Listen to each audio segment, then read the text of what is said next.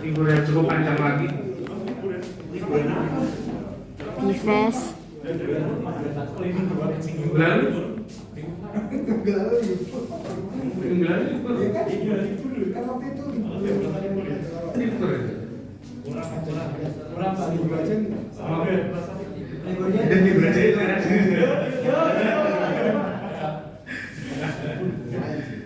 Nanti tutup sama Pak Freddy ya. Oke, ya, selamat ketemu lagi. Setelah 2 minggu ya. Tadi Senin minggu lalu kita ketemu ya kelas. GSLC aman. Ya aman. Kayaknya nggak usah dibahas lah ya. Nggak perlu dibahas ya GSLC ya. Soalnya isinya juga segini juga. Bahas. Ya. Oke, kita ini hari ini kita akan bahas tentang gimana caranya usability testing ya. Nanti kita akan sedikit banyak bahas. Sebelum itu aku mau tanya, sudah sampai mana final project ya, teman-teman? Sudah progres kah? Figma-nya udah? Oke, bagus. Figma-nya udah. Desainnya udah jadi berarti ya? Mock-up-nya udah jadi ya? Oke. Siapa yang kelompoknya siapa aja yang udah jadi Figma ya? 1. Sama Inggris beda kan? Lau sama baru ini bertiga ini. Oh beda. Oke. Hilang semua. Oke. Siapa lagi yang udah jadi? Lau, Yudis sama siapa ya? Sama Anan, sama Ernest, sama dia Pak. Oke. Oh bertiga doang? Berapa? 1. Oh iya kan? Adnan Ernest ya. Yang lain ini? Progres Figma. Sedang jalan. Jalan-jalan. Lagi nama itu. Nah gitu. Oke. Ini Bapak Ibu ini gimana Bapak Ibu? Bapak Ibu sudah sampai apa? Kelompoknya? Figma mungkin. Figma on the progress. Figma mungkin, nah ini lucu nih. Figma mungkin, lagi mana? Yang bikin siapa? Loh, pakai lagi. Itu, sampai Figma. Udah lumayan ya. Ya, tapi bisa. Baru buka bikin create. Baru create new page. Ya. Oke, ini kan ini liburnya agak panjang nih ya. Coba juga libur lagi. Libur biasa. 2 hari. Bentar, aku pertanyaan. Sebenarnya hari Jumat minggu depan kita tuh kelasnya online atau offline sih? Nggak ada. Gak ada kelasnya? Ada nggak sih? Di jadwal kalian gimana?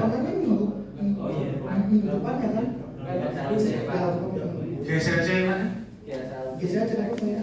GSLC ya? Berarti online kan? Iya, online. Online ya? Kelas. Pertemuan 12 GSLC berarti ya? Terus habis itu kita ketemu lagi di pertemuan Minggu depannya lagi 13 langsung minggu depan lagi terakhir. Oke. Berarti teman-teman waktunya tinggal punya 1 minggu. Ya, 1 minggu banget ya. Iya, monggo. 1 minggu banget nih untuk mengerjakan, ya kan?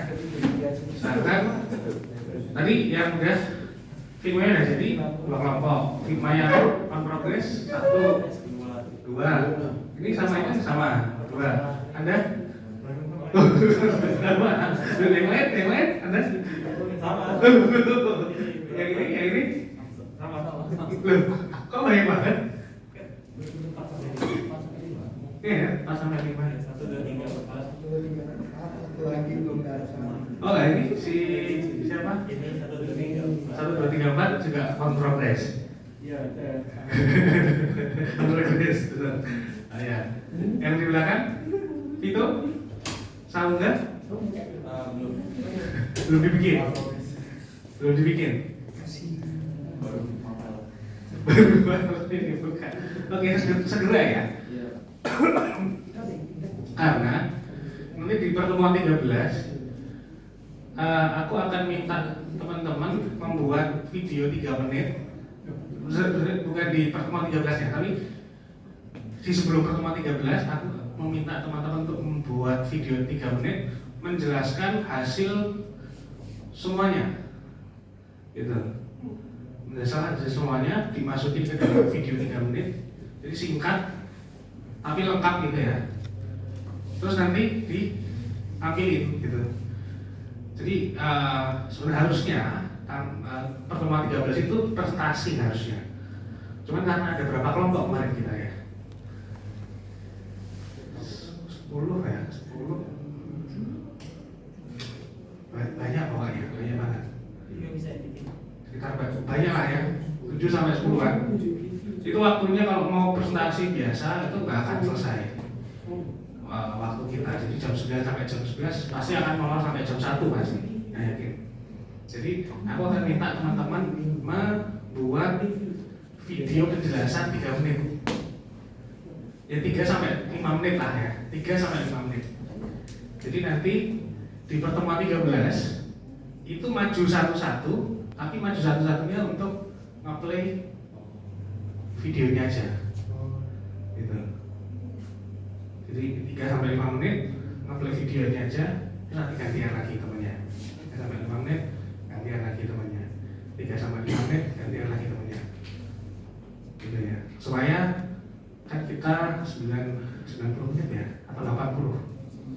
Oh, 100 ya, 100 menit. Nah, ada spare lah untuk mungkin diskusi atau mulainya belakangan. Atau wah di sininya susah nih nggak bisa gitu ya. Pasti ada aja. Gitu. Jadi gitu ya. Nanti kelompoknya silahkan disiapkan video 3 sampai 5 menit untuk mengcover semua. Selamat pagi Fresia. 3 sampai 5 menit untuk mengcover semua pembahasannya. Gitu. Nah, yang mau dibahas apa aja udah tahu belum? Oke.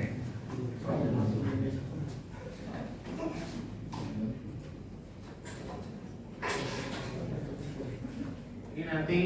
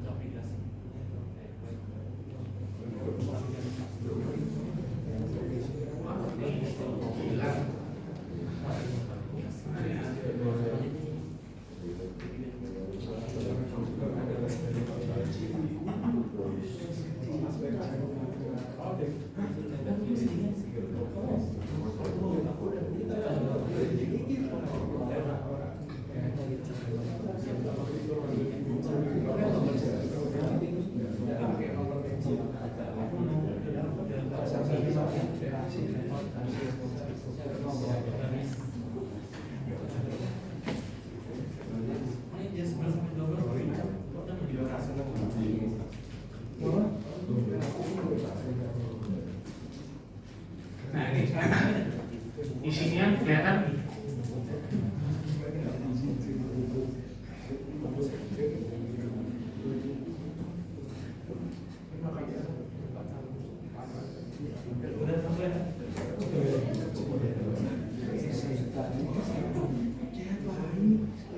Ini ya, kelihatan semuanya, kelihatan ya. Nanti aku kirim lagi filenya. Kemarin kelihatannya rusak atau gimana. Isinya adalah ini. Jadi kalau teman-teman ingat milestone 2, udah ngumpulin semua? Belum semua, kayaknya hari ini ya katanya. Harusnya minggu kemarin cuma aku perpanjang sampai hari ini. Milestone 2 juga isinya kurang lebih ini, cuman kelihatannya sampai framing kalau nggak salah. Gitu. Pak milestone 2 apa? A/B testing maksudnya apa ya? Maksudnya di situ di luar di apa? Milestone dulu ada A/B testing sama hasil testingnya. Nah, oke, habis ini itu materi kita nanti. A/B testing, usability testing, itu nanti kita materi kita.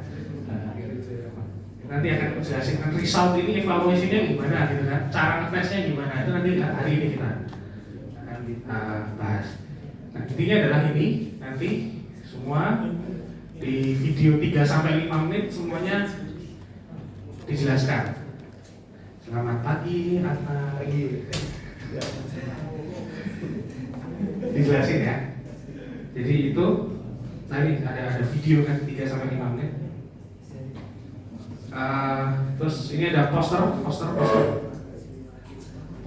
title, background, method, scope, and solution offer. Lucu. Mau di print atau enggak? Enggak usah. Saya Ongkos. 10.000. Ya, nggak usah. Tapi yang penting, tapi tetap dibikin posternya, tapi digital ya, kan diupload tuh nanti, ya kan? Masuk nilai soalnya. Terus ada video juga, video 3-5 menit, itu yang nanti akan diputar, menjelaskan semua ini, gitu ya. Dan itu videonya nanti nilainya cukup tinggi ya, karena sebetulnya kan harusnya, sebenarnya harusnya kan kalian menjelaskan ya di depan. Cuman karena kita nggak punya banyak waktu, tahun lalu kelasnya Mas Ian mana Ian? Ya nggak ada. Kelasnya Ian itu presentasi, karena satu kelas kelompok isinya cuma 20 orang atau 17 orang gitu. Jadi presentasi 3-4 kelompok masih bisa, nggak masalah. Cuma ini kan karena banyak banget jadi nggak mungkin. Tahun lalu aku penilaiannya berdasarkan presentasinya gimana. Yang presentasi itu dong sama yang disampaikan apa enggak sih gitu kan. Nah, cuma karena ini nggak mungkin, jadi di video ini harus presentasinya agak tidak monoton ya, lebih ada nadanya, yang disampaikan itu poin-poinnya tepat sasaran gitu. Kan satu kelompok ada 3-4-5 orang kan, nanti silahkan mau gantian isi per bagian nggak masalah. Cuman yang dipastikan 3-5 menit aja. Itu sama project reportnya juga jangan lupa. Gitu ya. Kalau nggak salah aku kasih contoh ya, walaupun tidak harus seperti ini.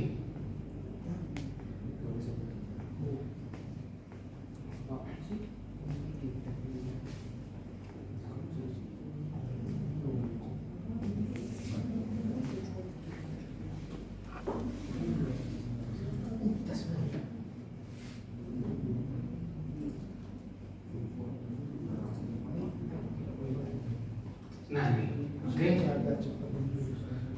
kelihatan nggak sih?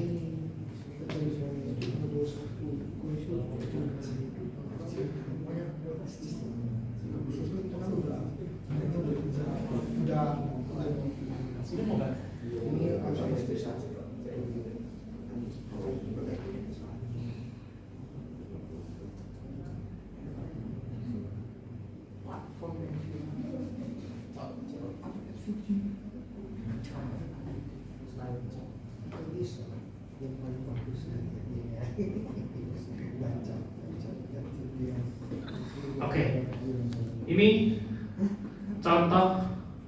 Ini kalau mau ngecek nanti di ini ya, di forum 1 udah aku naikin dari awal. Jadi silahkan dicek.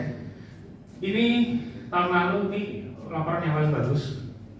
Kenapa kok paling bagus? Karena di dalamnya semua metrik, semua evaluasi dijabarkan.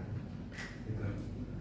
Nah, ini bisa teman-teman pelajari, tapi juga bisa tidak hanya sekedar contoh ya, tapi kembangkan nanti, silakan. Ini poin yang bagus adalah memang dari problem ini cukup lengkap ya. Ini kalau teman-teman lihat, ini problem cukup lengkap, desain, perbaikan kedua. Jadi Figma-nya dibikin pertama, terus di user test, usability test, ada feedback, diperbaiki, perbaikan pertama, gitu kan? Terus habis itu di usability test lagi, jadi 2 kali usability testingnya, gitu kan? Kemudian jadi perbaikan kedua. Ini bagus sekali karena kelas UX itu goalsnya adalah gimana teman-teman bisa melakukan UT lebih dari 1 kali, gitu. Karena kalau cuma sekali aja masih kemungkinan masih bias, ya kan? Kalau bisa 2 kali itu biasanya harusnya lebih valid. Apalagi kalau user personanya yang diuji itu beda orang, gitu. Nah ini nomor 1 dia bagusnya di sini. Jadi ini bisa dicontoh. Jadi teman-teman dalam waktu 2 minggu, 1,5 minggu ya, 1,5 minggu silahkan bisa membuat ini perbaikan pertama, awal perbaikan pertama, perbaikan kedua. Itu nomor 1. Terus deskripsi, oke, semua aku yakin bisa melakukan. Di sini penjelasan juga cukup jelas ya. Sama ada job description juga, si A ngapain, B ngapain, C ngapain. Ini harus ditulis, gitu kan. Terus habis itu ada user research dan usability test. Nah ini kan skenarionya tuh ini langkah-langkahnya dijelasin di sini. Siapa aja ada Darren ya, bisnis Darren ini salah satu responden ini. Ada Dava juga. Nah, ini ditampilin di sini. Siapa aja yang ada di audiens ya, siapa yang dites gitu kan. Ditulisin. Apa aja yang dilakukan, itu langkah-langkahnya juga ditulis di sini. Nah, jadi sangat lengkap sekali sehingga kita tahu apa sih yang mereka lakukan, gitu kan? Apa sih yang kalian sudah lakukan selama testing, gitu kan? Ini sangat bagus sekali. Ada beberapa use case dia coba melihat menu rotasi harian, memesan paket harian, gitu. Ada lagi memesan mystery meal, gitu kan? Nah, ada beberapa use case. Nah, ini use case ini perlu teman-teman susun, gitu. Nanti gimana cara membuat use case, kita ajarin. Kalau tahun lalu HCI pernah ingat di pertemuan terakhir itu ada yang namanya predictive test. Itu salah satunya ada yang namanya GOMS, GOMS. Itu pakai GOMS ini cara bikinnya. Itu seperti itu. Terus habis itu, ini tadi bagus ada pertanyaan, A/B testing itu gimana? Di sini juga dijelasin nih, A/B testing. Jadi dia membandingkan antara ini di pertemuan di usability test kedua ya. Dia membandingkan desain yang pertama kali sama desain yang kedua, yang perbaikan pertama. Nah itu dia bandingin menurut user mana yang lebih pas, apa yang terjadi ketika dicoba, dipakai gitu kan. Emosinya, pain point-nya gitu kan, jadi lebih baik nggak gitu kan. Nah, A/B testing itu seperti itu. Jadi ada 2 desain diujikan ke 1 orang yang sama, atau sebenarnya lebih banyak orang ya, tapi 1 orang mencoba 2 desain intinya. Mana yang lebih enak, feedbacknya apa gitu. Jadi tidak hanya sekedar yang A lebih bagus daripada yang B, enggak. Tapi yang A itu, yang bagian sininya itu enak nih. Kenapa kok enak? Karena flow-nya lebih singkat mungkin. Karena tombolnya lebih gede mungkin. Karena karena tulisannya lebih kelihatan. Sedangkan kalau yang B tulisannya bingungin, layoutnya nggak enak, gitu. Warnanya nggak suka, gitu. Nah, itu feedback yang seperti itu yang dicari di A/B testing. Gitu. Kita bisa membandingkan antara dua hal. Itu ya. Itu A/B testing. Nanti kita udah lebih dalam. Nah, intinya nanti bisa dipelajari ya di forum 1 tidak ada. Silahkan di-download. Personanya juga lebih dari 1 dan lengkap ya, bagus ya. Ini walaupun ini personanya dia alias namanya pakai nama yang pembikin sendiri. It's okay, nggak masalah. Tapi yang jelas kan ini tahu nih, pemilik usaha catering usianya sekitar 35 tahun. Kan berarti bukan dia kan. Tapi merepresentasikan persona asli gitu kan. Nah, apa overview-nya ngapain, main goals-nya ngapain gitu kan. Gitu. Major workflow dan lain sebagainya. Ada Budi juga. Ada Rudi juga banyak ya. Terus nah ini nanti silahkan bisa dicek ya. Ini task flow, sitemap. Task flow sama sitemap beda ya. Kemarin kan UTS udah ini ya, udah ujian. Task flow sama sitemap beda ya. Sitemap itu information architecture, pohonnya seperti apa, tree-nya seperti apa. Sitemap itu alur, gitu kan. Kalau satu user berarti dia task flow-nya adalah ya flow chart aja. Tapi kalau lebih dari satu user, 2, 3, 4 gitu kan, di dalam satu alur yang sama jadinya swim lane, betul. Nanti bisa di sini. Waktu tahun lalu di sini belum ada swim lane karena swim lane nggak begitu tak tekankan. Nah sekarang kan udah pernah bikin swim lane ya, bisa ditambahin di sini. Gitu. Jadi ini cukup lengkap juga task flow-nya.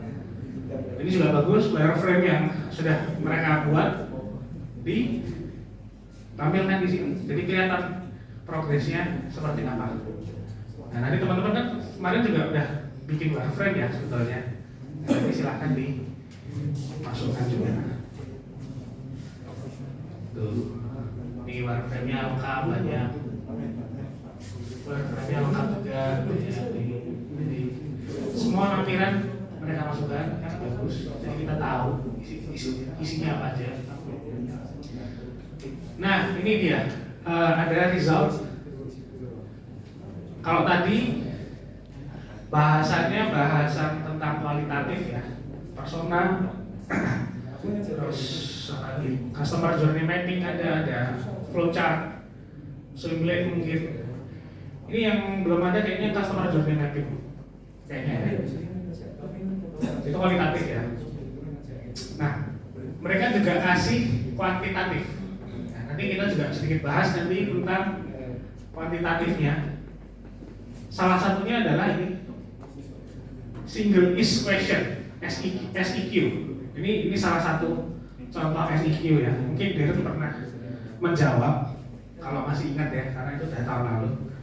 Nanti silahkan bisa dipelajari SEQ apa, nanti tak tunjukin juga SEQ apa. Terus ada juga sistem usability scale atau SUS. Gitu. Bedanya apa SEQ sama SUS? Kalau SEQ itu ditanyakan setiap flow, login ditanyakan, cari makanan selesai ditanyakan, order makanan selesai ditanyakan. Itu SEQ, single is question, jadi cuma sekali aja ditanyakan, satu pertanyaan tapi berkali-kali ditanyakan. Tapi kalau SUS itu beda. SUS itu sudah baku. Ini ada 10 pertanyaan sekaligus. Nah, mengisinya gimana? SUS itu ditanyakannya setelah semua rangkaian usability testing itu dilakukan, ditanyakan di belakang. Gitu. Jadi misalnya nih, Risto sama Regina satu kelompok ngetes aku, gitu kan? Ada berapa skenario yang mau dites? Sebut angka. 10, ya kan? Misalnya mau 10 skenario. SEQ ditanya 10 kali ke aku. Skenario 1 selesai. Aku ditanya SEQ-nya seperti apa? Pak Bagas, Mas Bagas, gitu. Aku jawab. Skenario 2, SEQ-nya seperti apa? Skenario 3, SEQ-nya seperti apa? Dan seterusnya sampai 10. Gitu ya. Nah, setelah 10 ini ditanyakan, selesai skenarionya, kan udah selesai nih, udah ngomong banyak tuh, udah berbusa-busa kan. Wah, ini kok susah ya, ini aku bingung sama nyari tombol yes-nya yang mana gitu kan. Nanti udah selesai, feedbacknya sudah dicatat semua. Kemudian SUS ini ditanyakan ke saya. Oke, udah selesai nih, Mas. Boleh diisi SUS-nya gitu kan. Oke, siap. Isi, nanti milih 1 sampai 5, tik tik tik tik tik tik tik, selesai. Nah, kalau sudah selesai, biasanya dilanjutkan sama ini. Ada satu lagi NPS, Net Promoter Score. Net Promoter Score. Intinya adalah setelah SUS selesai, ditanyain lagi dari 0 sampai 10, Mas Bagas mau merekomendasikan aplikasi ini di angka berapa ke teman-temannya? Oh, aku mau angka 6 aja deh. 6. Aku pilih angka 6. Artinya kalau angka 6 apa kita artikan? Detractors. Detractors itu artinya apa? Sebenarnya nggak mau merekomendasiin. Gitu. Angka 6 tuh di Net Promoter Score itu kita belum ingin merekomendasikan. Berarti artinya aplikasi ini ya belum lah gitu kan. Gitu. Mungkin ada alasan apa gitu kan. Tapi kalau misalnya di 8 gitu, ya 8 lah gitu. 8 tuh artinya bukan wah bagus nih gitu. Ternyata bukan. 7 sampai 8 tuh artinya ya bisa iya bisa enggak. Masih netral gitu. Bisa iya bisa enggak. Belum tentu gitu. Kalau 6 tadi pasti enggak, 7 8 itu bisa iya bisa enggak. Tapi kalau dia ngasih 9 atau 10, 9,5 gitu, itu pasti akan mau ngasih tahu temennya supaya ini aplikasi bagus nih, aku suka, kamu juga harus pakai gitu.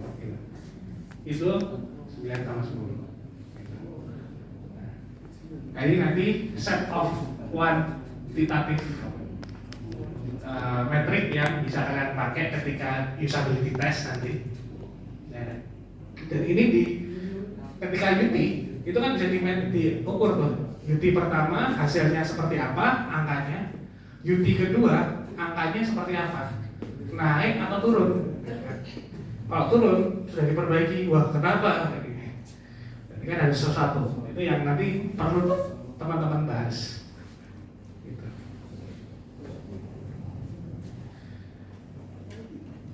Nah, ada konklusinya. Kira-kira seperti itu ya. Nanti teman-teman bisa study, bisa pelajari ini. Sebaiknya di forum ini langsung aku masukin aja ya. Bisa kan?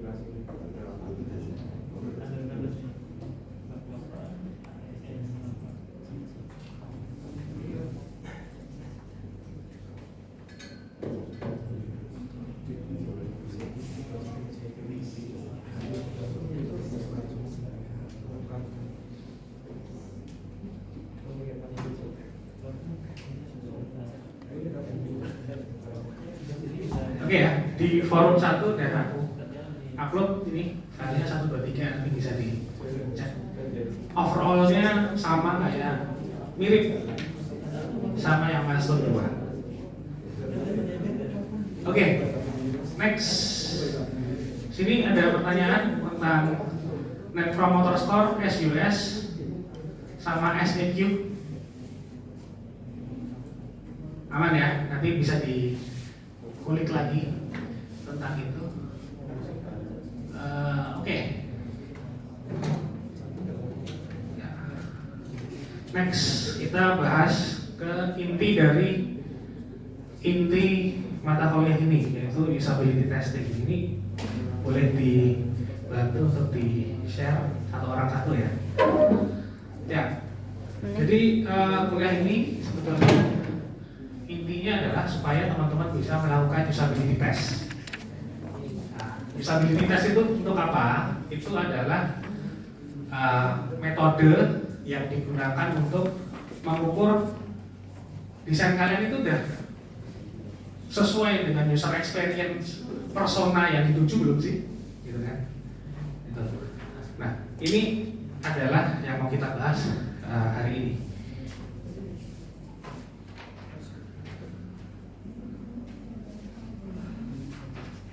Oke. Oke. Ya. Cara menguji itu kita butuh metrik ya. Kita butuh acuan atau ukuran. Acuan atau ukuran ini ada 2, seperti yang pernah kita bahas, kuantitatif dan kualitatif. Kuantitatif yang ada angkanya, kualitatif yang ya opinion dan lain sebagainya, tentang value ya kan. Value itu bukan angka tapi nilai. Ini ada feedback dan lain sebagainya. Nah, kuantitatif itu tadi bisa sudah kita bahas sebelumnya pakai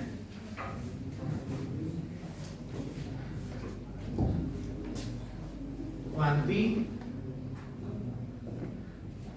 ada SEQ, SUS, dan NPS. Ini yang paling populer.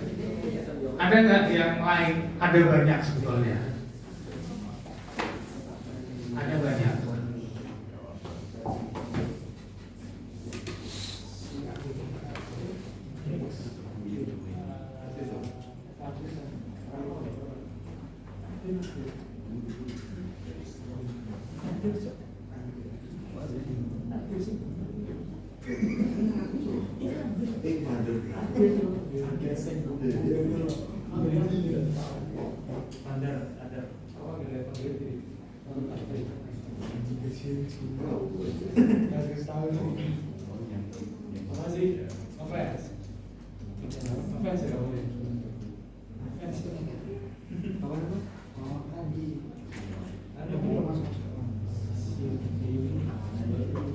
Nah ini banyak banget kalau di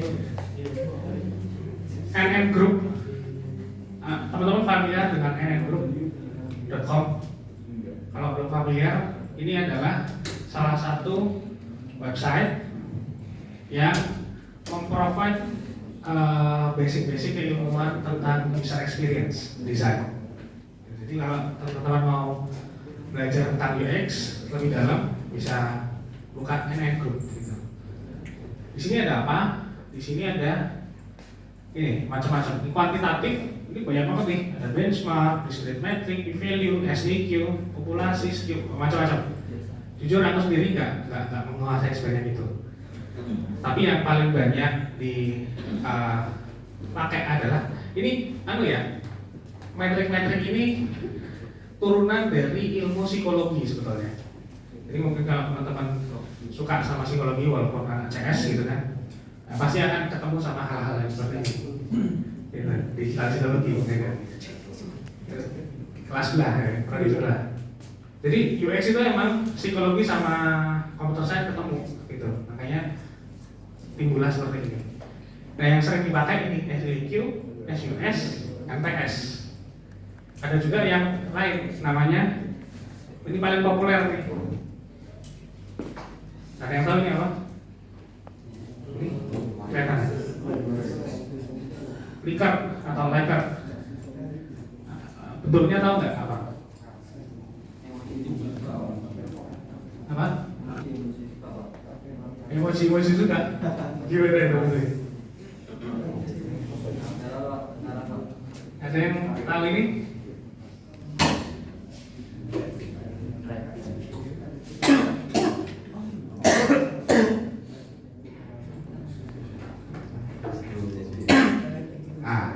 Apa itu? Rating bintang. Ya, itu adalah salah satu contoh Likert. Likert ini kalau kalian di Gojek, di GoFood, di ShopeeFood dan lain sebagainya ada bintang ini, rating ini adalah Likert. Ada juga yang ini.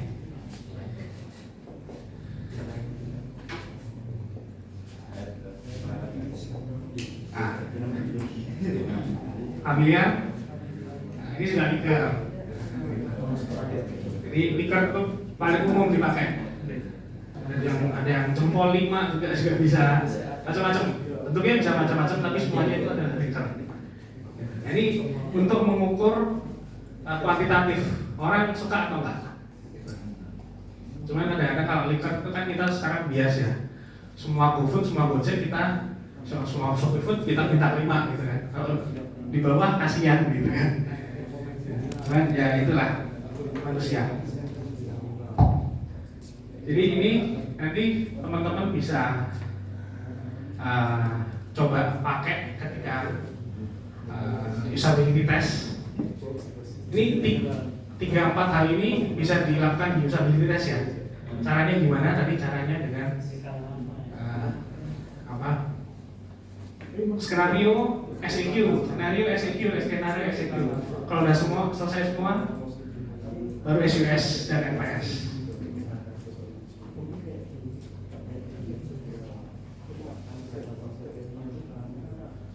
Oke. Kuantitatif seperti itu, singkat aja. Nah, ini yang paling ribet, yang paling susah itu adalah kualitatifnya. Nah, kualitatif, apa sih yang dicari di kualitatif? Ketika aku di tahun 2019, aku pertama kali kerja langsung jadi UX research, padahal backgroundku adalah elektronika, which is solder. Skripsiku tentang machine learning. Jadi nggak ada hubungannya sama UI UX sama sekali. Itu benda yang sangat asing bagi. 2019 masuk di Telkom, kerja langsung jadi UX research, jadi orang blow on. Nggak ngerti apa-apa. Beruntungnya ada teman dari BINUS Jakarta tahun itu ya, senior, yang dia anak CS, SI atau CS aku lupa, SI kayaknya, dia anak SI. Dia ngajarin gimana caranya usability test. Usability test itu adalah salah satu dari 10 metode untuk tes desain. Jadi banyak sebenarnya. Yang paling yang harus dipahami oleh yang belajar UX adalah usabilitas, karena itu yang paling fundamental. Ada lagi yang namanya card sorting. Card sorting, pernah main kartu? Gak pernah, kasihan. Masa kecil kurang bahagia. Kartu tarot deh, tahu ya? Kartu Yu-Gi-Oh, Yu-Gi-Oh tuh zaman kapan ya? Kartu Pokemon. Kartu apa ya? Yang sekarang lagi mahal kan kartu Pokemon ya? Kartu Pokemon. Misalnya kalian punya kartu Pokemon, ya kan? Terus habis itu kan belinya random ya. Beli 10 itu kan random, ya kan? Itu kita dapatnya elemen air, elemen api, elemen apa itu kan nggak tahu ya. Atau mungkin evolusi keberapa itu kita nggak tahu. Ketika udah beli banyak, ya kan? Terus biar rapi diapain? Dijual. Iya, nanti dikasih apa? foto. Dibeliin buku, ya kan? Apa? Tutup apa? Order ya kan? Ya.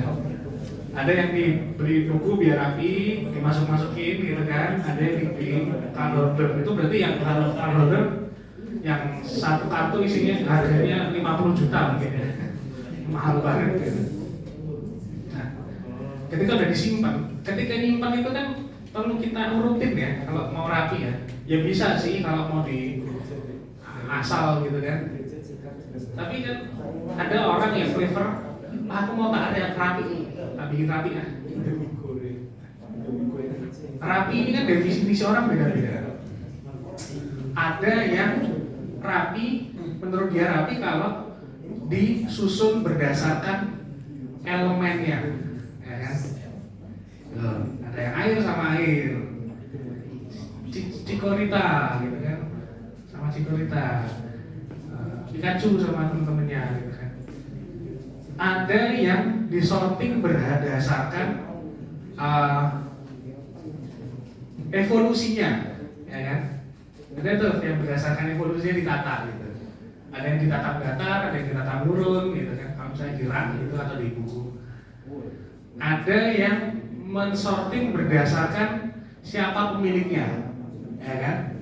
Ini punyanya siapa sih? Tokohnya apa kan itu? Ash, gitu kan? Ya Ash. Terus siapa lagi ya? Aku lupa kenapa.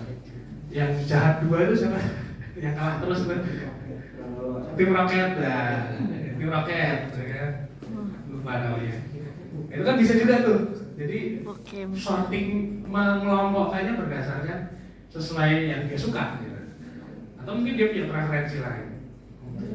Nah inilah yang namanya card sorting.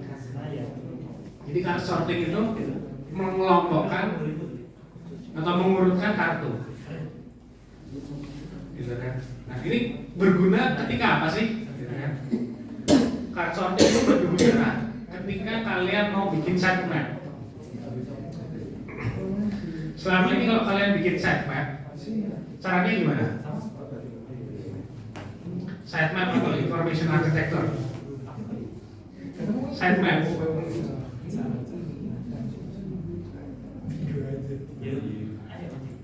Caranya bikin sitemap kalian selama ini gimana? Fitur-fitur yang di dunia dimasukin satu persatu, gitu kan? Oke, misalnya ini login, ini misalnya home, ini misalnya bagi setting, misalnya. Ini misalnya profil, dan lain sebagainya, ya kan? Pertanyaannya adalah setiap fitur, satu fitur itu masuk ke mana?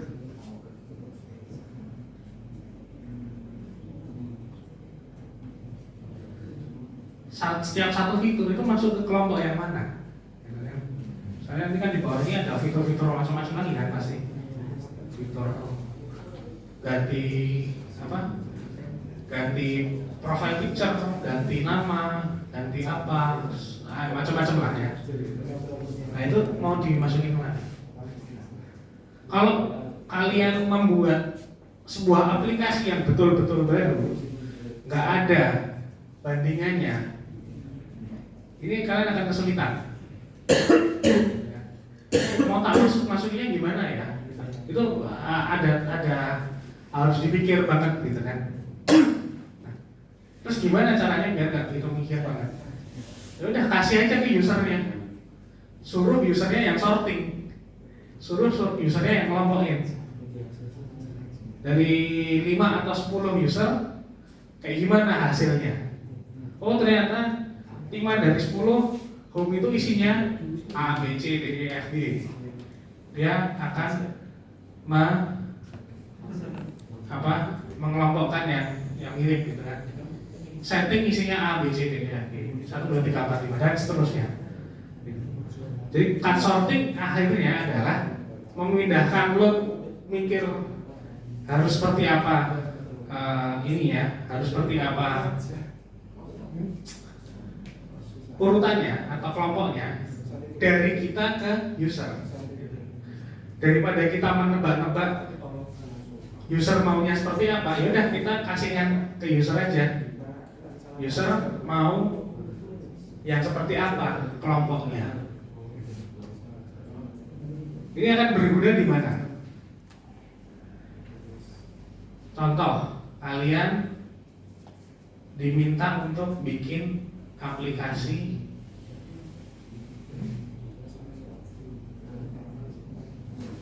badan keuangan. Yang nggak loh? Kita jadi Badan keuangan provinsi lah misalnya. Ya kan? Ini fiturnya ada A, B, C, D, E, F, G, Oke, kita udah tahu fiturnya, daftar fiturnya kita tahu. Cuman kan ini masukinnya kayak gimana? Pecah nggak kepala kamu? Pecah, pasti pecah, karena nggak tahu kan. Ini harusnya masuk di mana? Fitur ini masuk di mana? Fitur itu masuk di mana?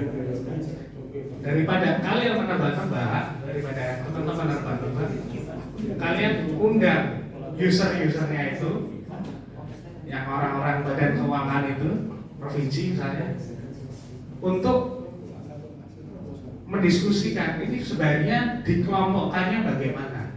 Nah itu adalah cut sorting. Jadi kalian undang 5-10 orang yang dari berbagai stakeholder ya. Ada yang staff, ada yang manager, ada yang apa gitu kan. Nah, mereka dikasih susunan kartu yang isinya adalah fitur-fitur. Terus habis itu mereka disuruh untuk mengelompokkan. Itu adalah cut sorting. Jadi kasusnya seperti itu ya. Jadi kalau misalnya kalian punya kasus yang mirip, bisa pakai cut sorting. Nah, ini yang lain ada macam-macam ya.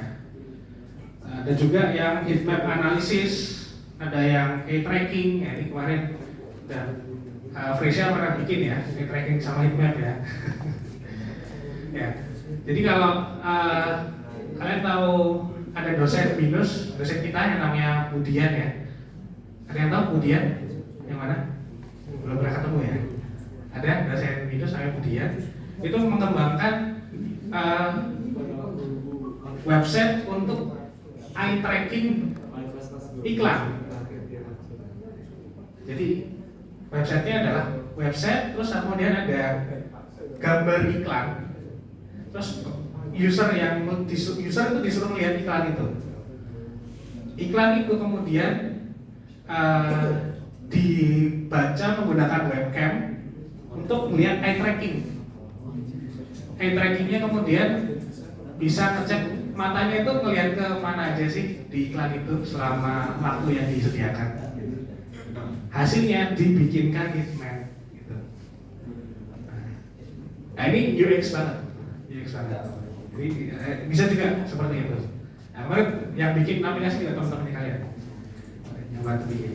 Nah itu salah satu teknik-teknik testing ya. Ada A/B testing tadi juga udah tak sebutkan ya. Jadi A/B testing itu kalian bikin dua desain yang berbeda, tapi tujuannya sama, ya kan? Kenapa harus ada A/B testing? Nah, ini biasanya terjadi ketika kalian itu timnya banyak, tim UI designernya banyak. Satu produk UI desainnya ada 3 atau 4 gitu kan. Nah terus diuji, mana nih desain yang lebih oke, mana desain yang lebih bagus. Maka dilakukan A/B testing. Ini untuk challenge A atau B. Caranya gimana? Caranya adalah dua desain dicetak lah ya, disiapkan, diuji ke satu orang yang sama. Dia melakukan flow tugasnya sesuai dengan desainnya. Kemudian dia disuruh menilai. Harusnya menurut Anda A bagaimana, B bagaimana, mana yang plus, mana yang minus. Nah, kemudian dia disuruh memilih. Aku sih lebih prefer yang B ya, soalnya yang B ini lebih gampang. Aku mau nyari tombol hapus, ada tuh di situ. Tapi yang B ini ada yang nggak suka juga nih, aku di bagian yang sini tombol tambahnya itu lebih gampang yang A. Misalnya kayak gitu. Jadi bisa juga hasil dari A/B testing ini itu dikombinasikan. Gitu. Jadi A/B testing ada dua desain yang berbeda tapi tujuannya sama, di-compare sama orang. Gitu ya. Itu adalah A/B testing. Oke, kita ke usability testing.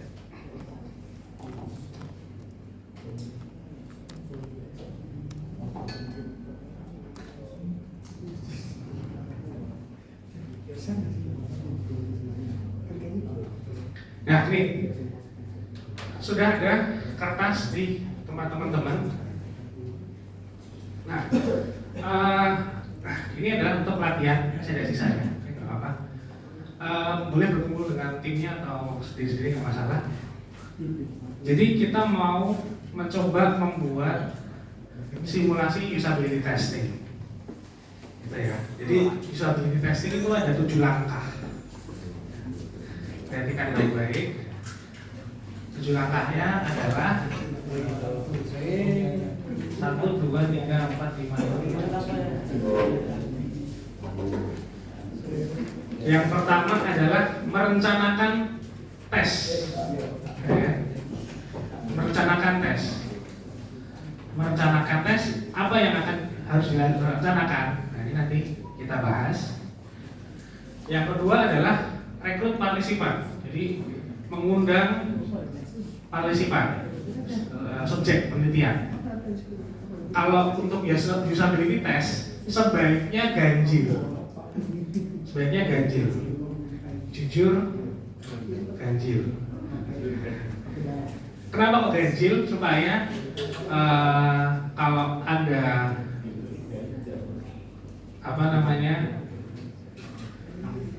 pendapat yang berimbang itu tidak 50-50, jadi bingung kan. Kalau ganjil kan bisa pasti lebih besar yang satu. Ganjil ya tadi ya, ganjil. Kalau bisa 5, minimal 5. Kenapa kok 5? Gak 50 gitu kan?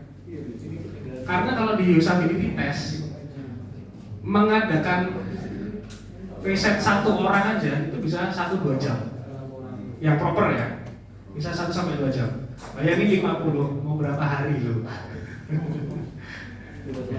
itu udah cukup padat ya, karena dalam 1-2 jam itu kamu akan menyerap banyak hal gitu. Ada pendapat-pendapat yang akan diserap. Nah, itu kualitatif banget gitu. Itu kualitatif sehingga perlu nanti dianalisis jauh lebih dalam.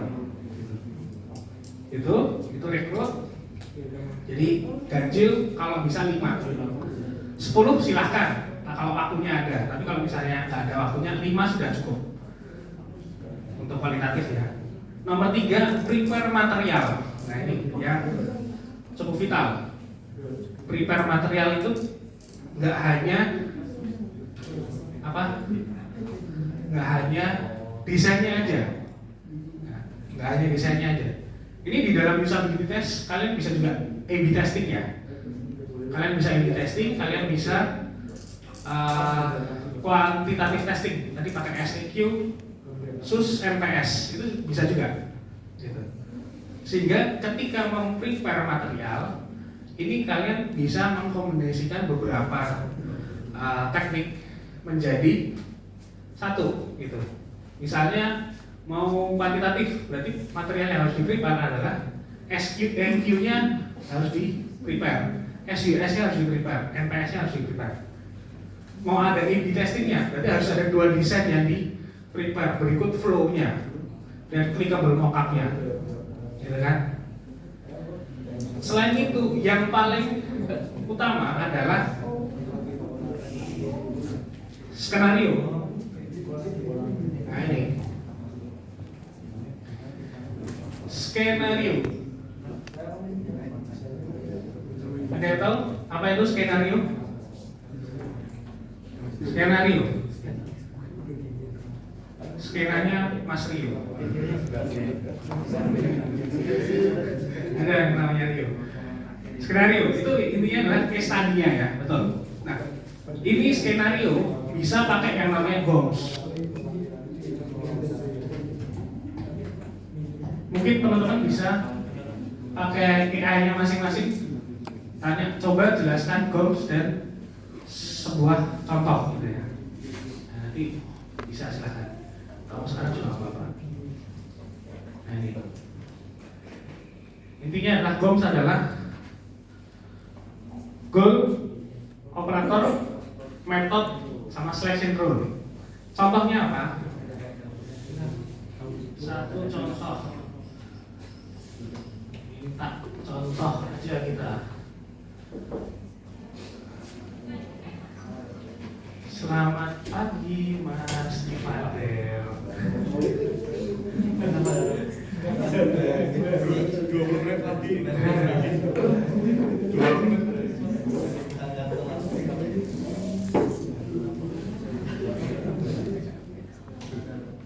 Oke. Ini ada GOMS, ada KLM ya. KLM itu apa tadi? Keystroke level model. Tapi nggak usah bingung sama KLM. Kalau di skenario ini yang cukup penting adalah GOMS aja. Jadi kalau KLM itu menghitung ini ada berapa detik melakukan sesuatu, gitu. Ini secara prediktif ya. Ini mau berapa detik melakukan sesuatu. Ini KLM. Jadi mencet tombol itu udah ada detiknya. Lagi mental, lagi mikir, mau mendesain sesuatu, itu ada ininya, ada detiknya. Ini secara prediktif. Ini udah ada baku. Cuma nanti kan di lapangan kan bisa beda. Mikir berapa detik, ngeklik berapa detik, kembali berapa detik, nyari berapa detik, gitu kan. Ada yang namanya homing itu geser kursor ke tempat yang nyaman, gitu kan. Itu berapa detik itu ada ini ya, ada waktunya. Itu KLM. Tapi KLM ini hanya untuk menghitung waktu aja. Yang paling utama adalah GOMS-nya. GOMS itu apa?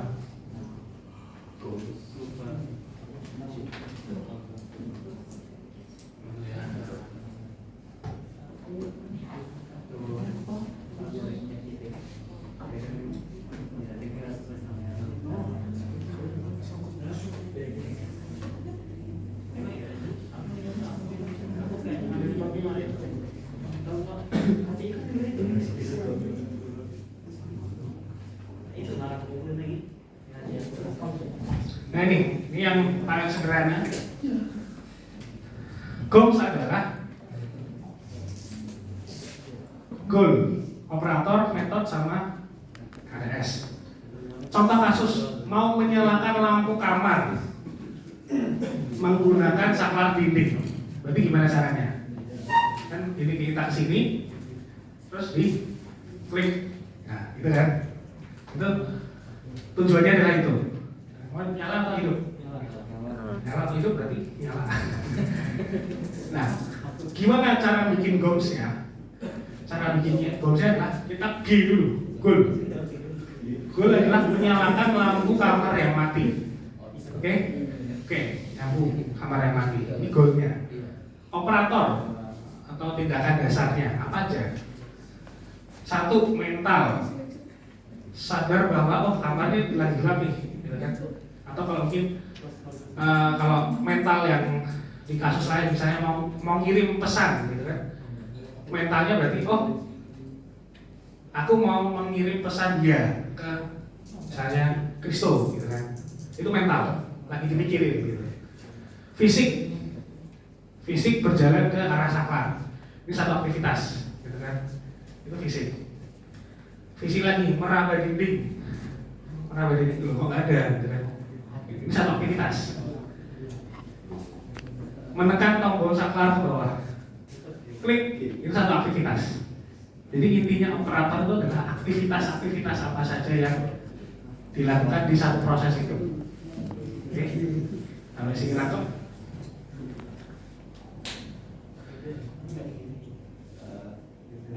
Nah, ini juga yang sangat penting.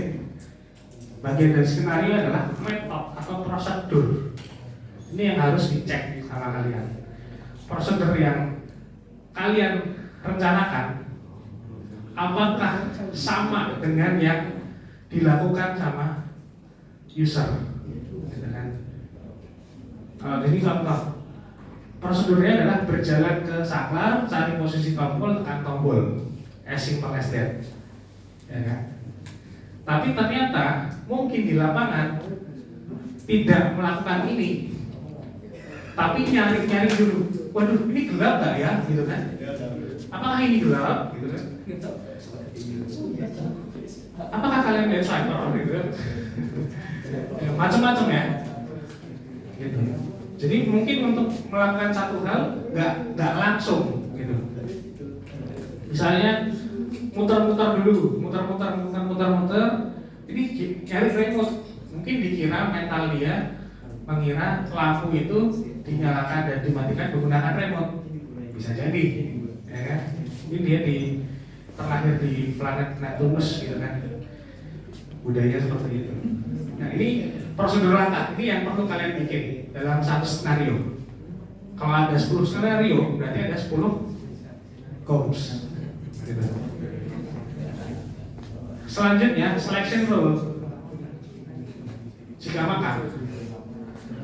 Jika saklar sudah ketemu lewat pandangan mata, maka langsung tekan tombol split. Jika kamar terlalu gelap gulita, maka raba dinding terlebih dahulu untuk mencari saklar. Selection rulesnya seperti itu. Nah, GOMS ini 4 GOMS ini untuk apa? Untuk membuat skenario di dalam satu flow teman-teman. Gitu ya. Oke. Mungkin ada pertanyaan tentang GOMS ini, skenario itu gimana?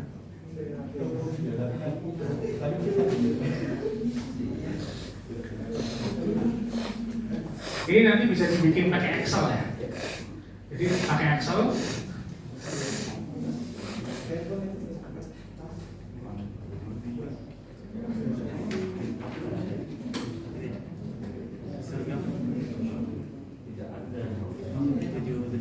Nah ini.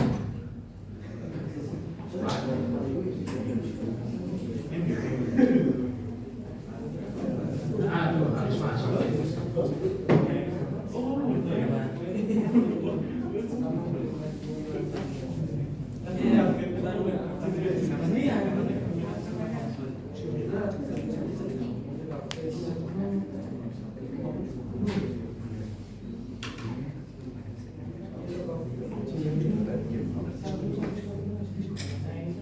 Nah ini, nanti di GOMS ini bisa dibikin gini.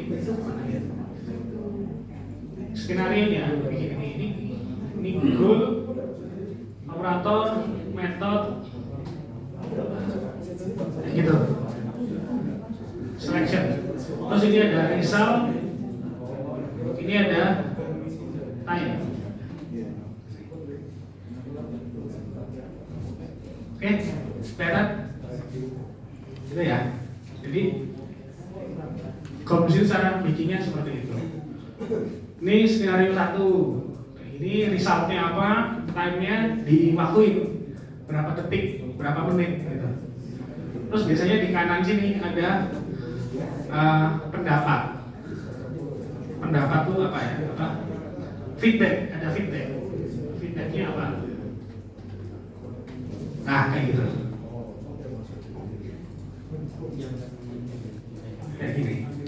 Ini yang perlu kalian bikin ketika prepare. Itu sampai sini aja, goalsnya aja.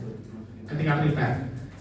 Ketika usability test sambil ngelihat si user lagi ngetes, itu kalian melakukan timing sama mencatat resultnya. Resultnya berhasil atau enggak? Alurnya dia kemana aja? Metodenya sesuai apa enggak? Oh ternyata dia langkah 1, 2, 3 benar, langkah 4 dia kemana-mana dulu. Itu nanti dicatat. Baru nanti dia ke goalnya. Nah ini kan ada sesuatu nih berarti di langkah 4 ini ada sesuatu. Gitu. Nah ini yang dilakukan ketika usability test. Gitu. Contoh. Coba kasih contoh shot sebuah goal. Beliin satu kelas mie, Pak. Apa? Beliin satu kelas mie, Pak. Hah? Beliin satu kelas mie, Pak. Beli Satu kelas mie. beli mie untuk 1 kelas di mana? Shopee Food. Ya, boleh, Pak. Shopee Food misalnya ya. Ini kan simulasi. Jadi kalau simulasi tidak harus dilaksanakan. Operatornya apa aja? Kira-kira?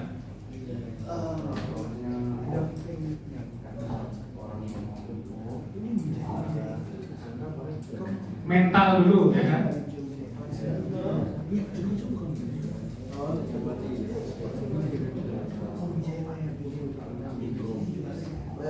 Mentalnya apa? Mau pesan 100 mie gitu ya.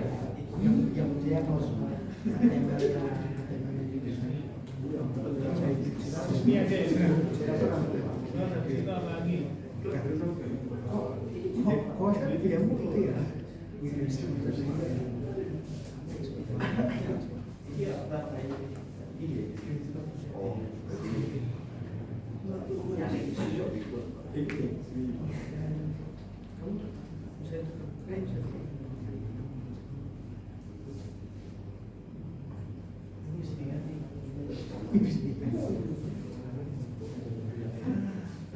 Psikolog operator, Pak.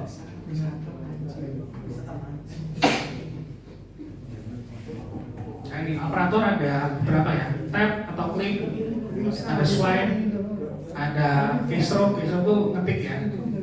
Ada point, ada hold, ada macam-macam ini bisa dipakai. Misalnya kita pakai ini, ya kan? Mental mau pesan mie, 100 mie, ya kan? Terus swipe misalnya, ada swipe, nyari resto, ya kan? Ada swipe lagi, misalnya nyari menu, ada klik, pilih menu, ada klik lagi, pesan,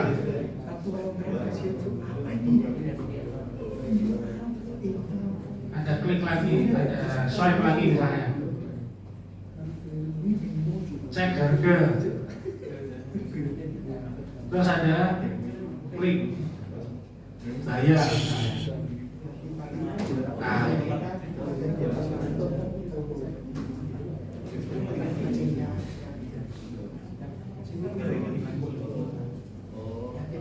ini ya, kelihatan ya. Nah ini kayak gini. Jadi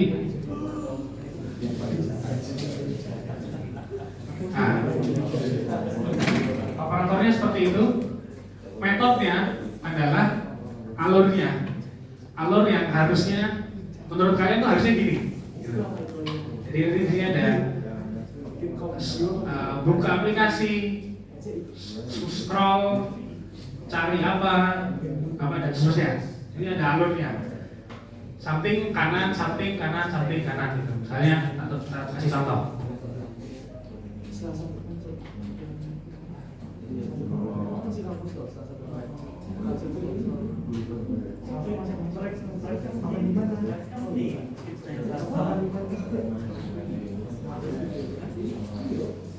Nah, saya gini, A, B, C, D, terus finish, nah, selesai.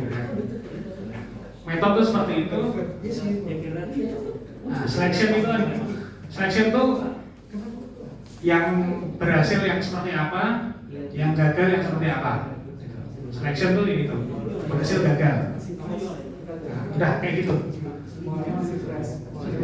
Nah, ini yang harus kalian siapkan ketika mau usability test untuk mengukur dalam satu skenario, dalam satu flow itu hasilnya seperti apa sih? Flow-nya seperti apa? Apakah sukses atau gagal? Berapa detik, berapa menit? Feedbacknya apa aja? Ya, ini yang perlu disiapkan. Kemudian apa lagi?